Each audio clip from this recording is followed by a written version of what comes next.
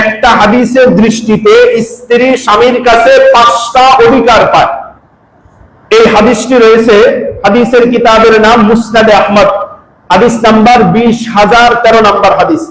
হাদিসটি বর্ণনা করেছেন হযরতে মুয়াবিয়া ইবনে হায়দা রাদিয়াল্লাহু তাআলা আনহু। তিনি বলেন, আল্লাহর হাবিব সাল্লাল্লাহু আলাইহি সাল্লামকে প্রশ্ন করলাম, ইয়া রাসূলুল্লাহ মা হাক্কুজ যাওজাতি আহাদিনা আলাইহি, হে আল্লাহর রাসূল, স্ত্রীরা আমাদের কাছে কি অধিকার পায়?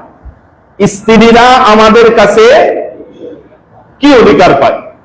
এবার আল্লাহর হাবিব সাল্লাল্লাহু আলাইহি সাল্লাম বললেন, আনতু তুইমুহা ইদা তাইমতা, তুমি যখন খাবে তাকেও তুমি খাওয়াও, তুমি যখন খাবে তুমি তাকেও খাওয়াও। তার মানে তুমি বাহিরে গিয়ে ভালো ভালো খাবার খাও, বাসার মধ্যে তোমার স্ত্রীর জন্য ডাউল আর ভর্তা, আর বেশি হলে পাঙ্গাস মাছের ব্যবস্থা করো। এমন আসামি আমাদের মসজিদে আছে না নাই? আছে। এরপরে ওয়াতাকসুহা ইদা তাসাইতা, হক যেন কয়টা বললাম? সকলে বলেন কয়টা? 1 নাম্বার হলো আনতুতুই মাহা ইদা তাইমতা, তুমি যখন খাও তাকেও তুমি খাওয়াও। ওয়াতাকসুহা ইদা তাসাইতা, তুমি যখন তোমার জন্য জামা কাপড় কিনো, নতুন জামা কাপড় কিনো, তোমার স্ত্রীর জন্য তুমি কিনো। সুবহানাল্লাহ। আমাদের স্ত্রীদের আবার কিনতে হয় না, তাদের কখনোই জামা কাপড় থাকে না। যদি বলেন যে আহো এবার তোমাদের বাড়িতে যাব, বলে আমি কি দিয়ে যাবো, আমার তো কোনো জামা কাপড়, অথচ তার সুকেশ ভর্তি এক আলমারি আছে, শুধু যা জামা কাপড় আছে সব তার, এরপরও তার কোনো জামা কাপড়। তাহলে হক যেন কয়টা বললাম? 1 নাম্বার হলো আনতু তুইমাহা ইদা তাইমতা, তুমি যা খাও তাদেরকেও তুমি যা খাও তোমার স্ত্রী সন্তানদেরকে তা খাওয়াও। ওয়াতাকসুহা ইদা তাসাইতা, তুমি যা পরিধান করো বা তোমার জন্য যখন তুমি জামা কাপড় কিনো তাদের জন্য কিনো। এরপরে 3 নাম্বার ওয়ালা তাদরিবিল ওয়াজহা, তাদের চেহারার উপরে মেরো না। বুঝতে পারলেন? বউকে মারেন কি মারেন না? কেউ মারে না।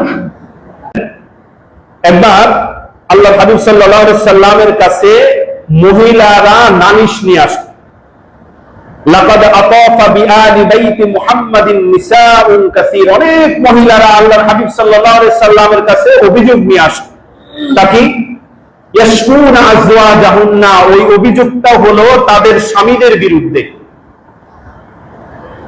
যে তাদের স্বামীরা তাদেরকে মারে, তাদের স্বামীরা তাদেরকে কি? আল্লাহর হাবিব সাল্লাল্লাহু আলাইহি সাল্লাম যখন এই কথাগুলি শুনলেন, তখন তিনি এসে সাহাবায়ে কেরামদেরকে বললেন, সাহাবীরা, লাইসা উলাইকা খিয়ারিকুম, তোমাদের মধ্যে যারা যারা স্ত্রীদেরকে মারে তারা কখনো ভালো লোক হতে পারে না। বলেন, যারা স্ত্রীকে মারে তারা ভালো লোক না খারাপ লোক? আমরা যারা স্ত্রীদেরকে মারি আমরা স্বঘোষিত খারাপ লোক। কেডা কেডা আছে রে? হাত তোলেন। একজনও নাই, মাশাআল্লাহ। তাহলে যারা স্ত্রীদেরকে মারে তারা ভালো লোক না খারাপ লোক? এই হাদিসটি রয়েছে বুখারী শরীফের 4942 নম্বর হাদিস। হযরত আবু হুরায়রা রাদিয়াল্লাহু তাআলা আনহু থেকে বর্ণিত, আল্লাহর হাবিব সাল্লাল্লাহু আলাইহি সাল্লাম ইরশাদ করেন, ইয়ামিদু আহাদুকুম ফায়াজলিদু ইমরাতাহু জালদাতাল আবদ, তোমাদের মধ্যে এমন অনেকে আছে যারা তাদের স্ত্রীদেরকে দাস দাসীর মতো, গরু ছাগলের মতো মারে। সকলে বলেন নাউযুবিল্লাহ। ইয়ামিদু আহাদুকুম ফায়াজলিদু ইমরাতাহু জালদাতাল আবদ, তোমাদের মধ্যে এমন অনেকে আছে যারা তাদের স্ত্রীদেরকে দাস দাসীর মতো, চাকর বাকরের মতো মারধর করে। এমন অসভ্য জামাই আমাদের সমাজে আছে না নাই? সকলে বলেন আছে না নাই? স্ত্রী যেন আপনার কি হয়? সকলে বলেন আপনার স্ত্রী আপনার কি হয়? তাহলে আপনার স্ত্রী আপনার বন্ধু, বন্ধুকে যেমনি ভাবে আপনার বন্ধুকে যেভাবে আপনি মারতে পারেন না, আপনার স্ত্রীকে কি আপনি মারতে পারবেন? তাহলে ইয়ামিদু আহাদুকুম ফায়াজলিদু ইমরাতাহু জালদাতাল আবদ, আল্লাহর হাবিব সাল্লাল্লাহু আলাইহি সাল্লাম আক্ষেপ করে বড় দুঃখ নিয়ে বলেন, তোমাদের মধ্যে এমন এখনো অনেকেই আছে যারা তাদের স্ত্রীকে মারধর করে। আফসোস হলো, ঘৃণা হলো, ফালা আল্লাহু ইউদাজিউহা মিন আখির ইয়াউমি, সে তার স্ত্রীকে মেরে রাত্রেবেলা আবার সে তার ওই স্ত্রীর সাথে একই বিছানায় মিলিত হয়। বুঝতে পারলেন আপনি? যে স্ত্রীকে দিনের বেলা মারছে, রাত্রে বেলা আবার সেই স্ত্রীর কাছে যায়া মিলিত হয়, এটা লজ্জাকর বিষয় না? বলেন, এটা কি লজ্জাকর বিষয় না? এরপর আল্লাহর হাবিব সাল্লাল্লাহু আলাইহি সাল্লাম একটা দীর্ঘ নিঃশ্বাস ছাড়লেন। সুম্মা ওয়াদাহুম ফি দাহিকিহিম মিন আদ-দারকাতি। আল্লাহর হাবিব যখন এই কথা বললেন, তোমাদের মধ্যে অনেকেই আছে যারা তাদের স্ত্রীকে দিনের বেলা মারে বা বিভিন্ন সময় মারে, রাতেও ধরেন মারে, মেরে আবার ওই স্ত্রীর সাথে একই বিছানায় সে যায়। এই কথা যখন আল্লাহর হাবিব বললেন, সাহাবায়ে কেরাম এটা শুনে হাসতেছিলেন, যেটা কেমন কথা, স্ত্রীকে মারে আবার রাত্রে বেলা আবার ওই স্ত্রীর সাথে একই বিছানায় ঘুমায়। এই কথা শুনে সাহাবায়ে কেরাম হাসতেছিল। আল্লাহর হাবিব সাল্লাল্লাহু আলাইহি সাল্লাম বলেন, আমার এই কথা শুনে যারা হাসে তাদের মধ্যে অনেকেই আছে যারা এই কাজটা করে। যারা হাসতেছে মনে মনে, তারাও কিন্তু অনেকেই আছে যে এই কাজটা করে। তার মানে হলো, আল্লাহর হাবিব যখন এই হাদিসটা, এই কথা যখন বলতেছিলেন, অনেকেই সামনে ছিল যারা তাদের স্ত্রীদেরকে মারতো, যারা তাদের স্ত্রীদেরকে মারতো। এই কথা যখন আল্লাহর হাবিব সাল্লাল্লাহু আলাইহি সাল্লাম বললেন, তখন সাহাবায়ে কেরাম হাসতেছিলেন। তাহলে স্ত্রীকে ওয়ালা তাদরিবিল ওয়াজহা, স্ত্রীকে মারধর করা যাবে? স্ত্রীর চেহারার উপরে মারা যাবে না। এরপরে 4 নাম্বার হলো ওয়ালা তুকাব্বিহ, ওয়ালা তুকাব্বিহ, স্ত্রীকে গালি দিও না। শুনতেছেন আপনারা? স্ত্রীকে কি দিও না? বলেন হুজুর, আমরা তো শুধু স্ত্রীকে তো গালি দিয়ে না, 14 গোষ্ঠী সহ উদ্ধার করি, ঠিক না? এটা গালি দেওয়ার সময় শুধু বউরে দেই তা না, ওর মারে দেই, বাপরে দেই, বোনরে দেই, আত্মীয় স্বজন যা আছে একটারও ছাড়ি না। এই কাজ করা যাবে? বলেন, যারা স্ত্রীদেরকে গালি গালাজ করে তারা ভালো স্বামী না খারাপ স্বামী? তারা ভালো লোক না খারাপ লোক? যারা স্ত্রীদেরকে মারে তারা ভালো লোক না খারাপ লোক? খারাপ লোক আমাদের এই সমাজের মধ্যে আছে না নাই? মসজিদে একজনও নাই, আছে? তাহলে স্ত্রী আপনার কাছে অধিকার পায় কয়টা? 1 নাম্বার, আনতুতইমাহা ইদা তুইমতা, আপনি যা খাবেন তাকে সাধ্য মোতাবেক তা খাওয়াবেন। ওয়া তাকসুহা ইদা তাসাইতা, আপনি যা পড়বেন আপনার স্ত্রীকে তা পড়াবেন। ওয়ালা তাদরিবিল ওয়াজহা, স্ত্রীকে মারধর করা যাবে? যারা স্ত্রীদেরকে মারে তারা ভালো লোক না খারাপ লোক? এরপরে 4 নাম্বার হলো ওয়ালা তুকাব্বিহ, স্ত্রীকে গালি গালাজ করো না। আপনি দেখবেন, আপনি আপনার স্ত্রীকে যদি গালি দেন, সে যতটা না কষ্ট পায়, তার মা বাবাকে যখন গালি দেন আপনি, তখন কিন্তু তার অন্তরটা একেবারে ছিঁড়ে যায়।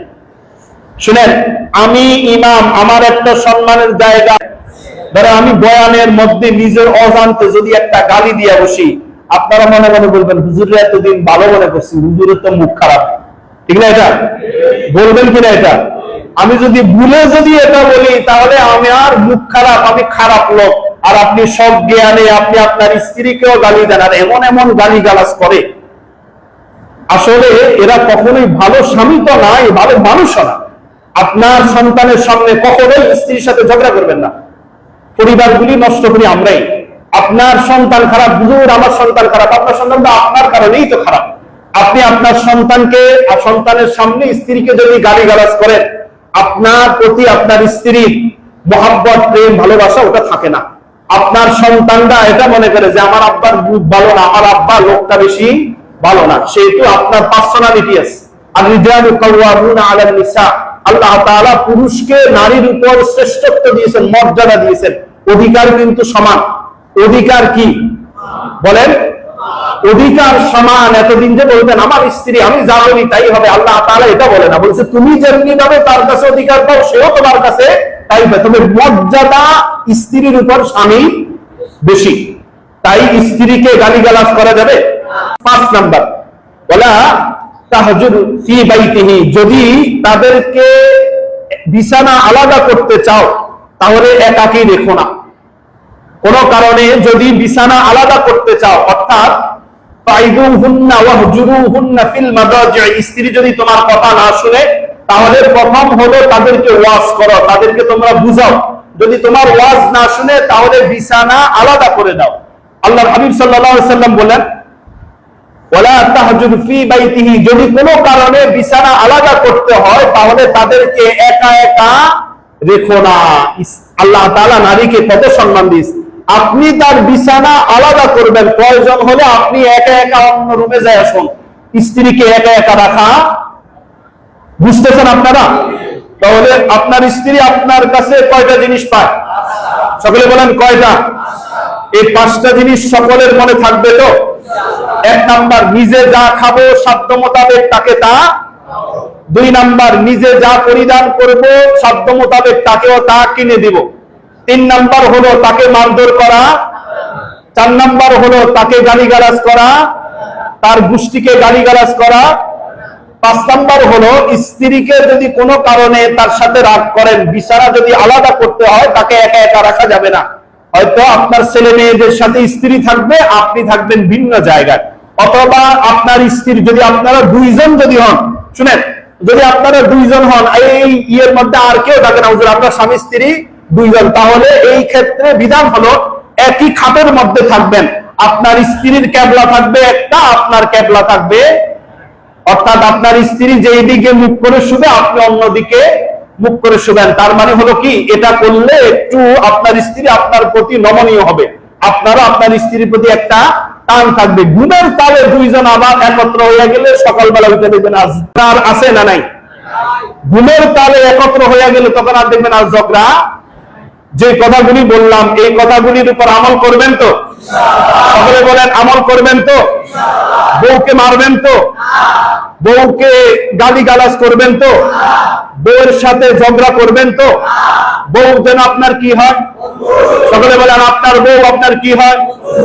এবার আপনি বাসায় যায় আপনার বউকে জিজ্ঞেস করবেন, বলো তো আমি তোমার কি হই? যদি বলে তুমি আমার বন্ধু, তাহলে বুঝবেন আপনার বউ আজকের ওয়াজ ঠিকঠাক মতো মনোযোগ দিয়ে শুনেছে। আর যদি বলে তুমি আর আমার কি আর হয়, তুমি তো আমার লোকের সাথে ঝগড়াই করো।